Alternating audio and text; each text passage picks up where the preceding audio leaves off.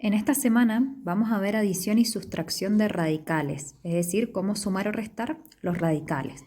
Recordemos que los radicales eran todas aquellas raíces que no podíamos resolver mentalmente, pero que sí tenían solución. Es decir, que cuando lo ponemos en la calculadora, esa raíz da por resultado un número decimal con infinitas cifras decimales no periódicas, que eso es lo que se le llaman números irracionales, que es el conjunto que estamos viendo. Vamos a empezar con el primer ejemplo.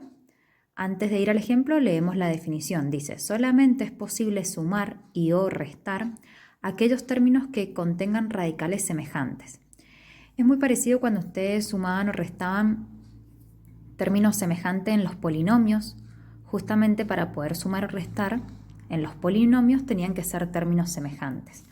Por ejemplo, no podíamos sumar si teníamos x cuadrado más y cuadrado, porque no eran términos semejantes, no eran la misma letra.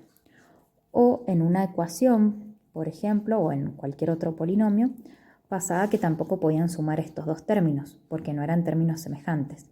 Es decir, términos semejantes en los polinomios era cuando tenían la misma letra, es decir, la misma variable y el mismo exponente.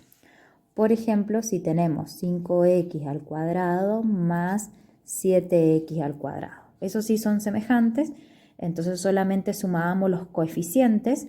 5 más 7 quedaría 12 y el resultado se colocaba con la misma variable y el mismo exponente, 12x cuadrado.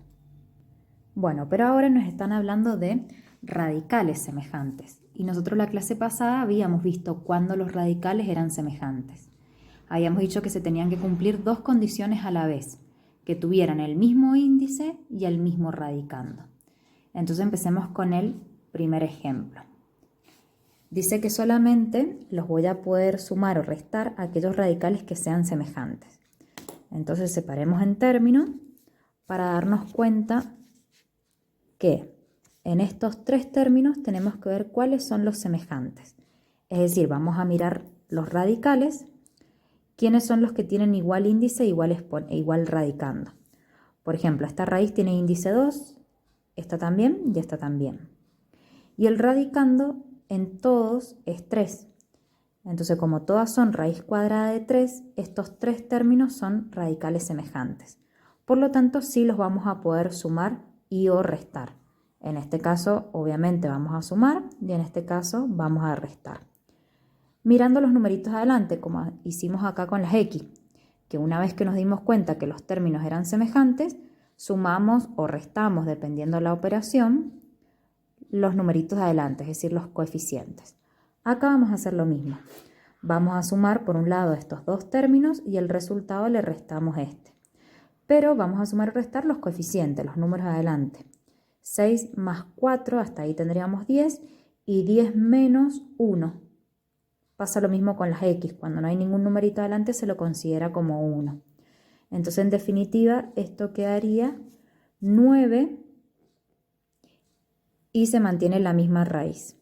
Porque justamente si estoy sumando o restando radicales semejantes, el resultado tiene que quedar con ese mismo radical. Como pasó acá con las X, quedó X al cuadrado. No sumamos, ni restamos, ni cambiamos los exponentes. Acá con la raíz pasa lo mismo, no cambia el índice y tampoco cambia el radicando. Como este es nuestro resultado final, lo vamos a recuadrar. Y ahí terminaría el primer ejemplo.